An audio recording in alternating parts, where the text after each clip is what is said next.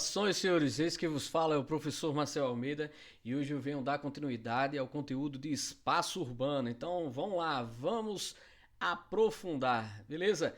O que é que a gente primeiro precisa ter em mente? Vou colocar aqui, ó, urbanização no Brasil. É dessa forma que a gente vai começar a analisar os critérios de urbanização e como é a urbanização no nosso Brasil. Se a gente for analisar, grosso modo, nós temos uma urbanização brasileira que acaba ocorrendo de forma desigual. No seu contexto geral, ocorre de maneira desigual. Tanto que se a gente fosse fazer um ranking de urbanização no que tange às regiões, nós teríamos em primeiro lugar a região sudeste, em segundo centro-oeste, terceiro sul, quarto norte e quinto nordeste. A partir daí a gente já começa a entender um pouco que essa urbanização no Brasil não ocorre de maneira igual em todo o espaço dentro do nosso país. Também a gente pode considerar que existem algumas características específicas da nossa urbanização. Por exemplo, as nossas principais cidades elas são litorâneas, na sua grande maioria, o que vai também levar à nossa concentração populacional nesses espaços, na região litorânea. O que mais a gente pode pegar, pessoal?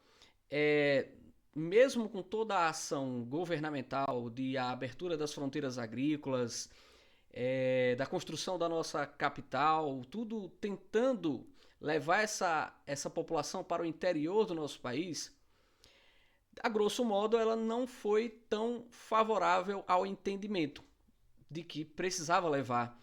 Não foi favorável à dispersão desse povo levando para o interior.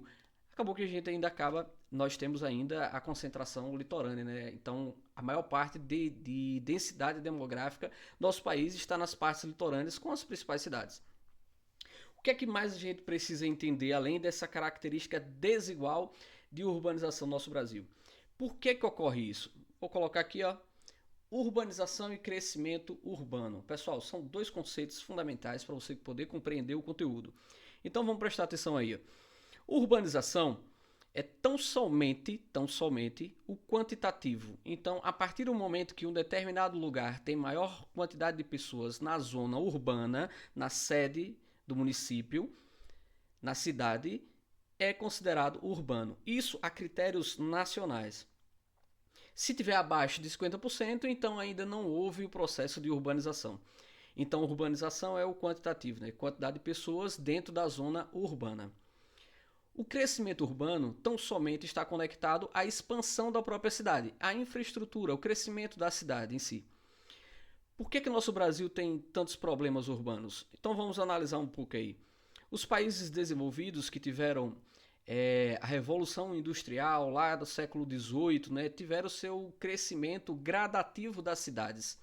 Primeiro houve o crescimento urbano, então houve a infraestrutura da cidade para que pudesse comportar todos aqueles habitantes que estavam sendo atraídos em busca de melhor qualidade de vida, mediante a Revolução Industrial, e eles foram alocados nos seus devidos lugares e ocorreu o processo de urbanização. Então houve primeiro o crescimento urbano para depois surgir a urbanização. No nosso Brasil a gente faz o movimento inverso. A nossa industrialização é considerada tardia, então só vem a partir do século XX, e o êxodo rural, a saída do homem do campo para a cidade, atraído por essa revolução, por essa indústria, por essa promessa de emprego, principalmente dentro da área da construção civil, fez com que as pessoas migrassem até a cidade, ocorresse o primeiro processo de urbanização, o inchaço dessa cidade, para que depois pudesse ser pensado na expansão e na estruturação dessa cidade. Então, primeiro no Brasil houve a urbanização para posteriormente o crescimento urbano. Imagina assim, para que fique mais fácil, né, para você. Você já teve a experiência de ter uma reforma na sua casa com você dentro? Então você imagina lá o seu quarto. O seu quarto foi sala, o seu quarto foi corredor, o seu quarto foi cozinha, quase foi banheiro, né? Então o seu quarto foi alocado para vários lugares, você junto com ele. E quem já teve a experiência da família construir a casa e chegar a família com ela tudo organizada, já estruturada, né? Você já sabe onde é o quarto do seu irmão, o quarto dos seus pais, o banheiro social e por aí vai. Todos os cômodos já estão organizados para receber a sua família. No Brasil é dessa forma. Então, a população já estava dentro da cidade. Realocar elas, e aí gera inúmeros problemas, por exemplo, ocupação irregular do solo, né, em vertentes, o processo de favelização, entre outros processos, entre outros problemas sociais, dos quais nós iremos discutir mais para frente. Não nesse vídeo, em outro. Então, nós já entendemos esses dois processos. Qual outra situação a gente precisa compreender? Vou colocar aqui. Volta ele. Pá. Critérios de urbanização, pessoal. A ONU detém alguns critérios que classifica quando urbano. Para a ONU, precisa ter 85% da população de um local residindo na sede, residindo na zona urbana. E somado a ele, é necessário ter 150 habitantes por quilômetro quadrado. Então, é a taxa de pessoas dentro da sede, mais a densidade demográfica de 150 habitantes por quilômetro quadrado. O Brasil não. O Brasil, somente o quantitativo de habitantes na zona urbana já permite que ele seja considerado urbano de acordo com a nossa lei.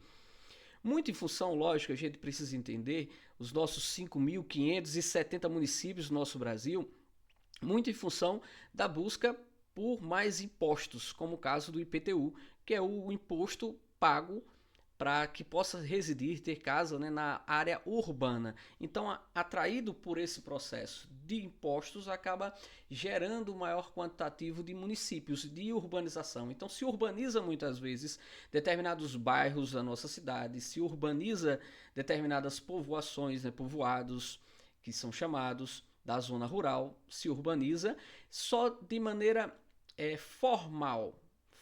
formaliza a urbanização. Mas, por exemplo, em alguns desses casos, apesar de ter melhorado de acordo com o último censo do nosso Brasil, em alguns casos a população que vive nessas localidades não usufrui dos benefícios que fazem parte da urbanização. Por exemplo, rede de esgoto, água encanada, coleta de lixo, iluminação pública, calçamento, né? Tudo isso faz parte das benefícios que a zona urbana detém. E aí, lógico, na efetivação dos impostos, do pagamento dos impostos, é para que eles sejam garantidos essa contrapartida. O que mais a gente precisa fixar desse conteúdo? A organização do espaço urbano. O que é isso? É a forma em que a cidade se organiza. Pode ser dividida em 3 pontos. A base física, que é o sítio urbano, a localização, que é a situação urbana, e a base econômica, que é a função urbana. Por exemplo, na base física, que é o sítio urbano, a gente pode ter cidades que são planícies, né, cidades localizadas em planície, em regiões montanhosas, em escarpas.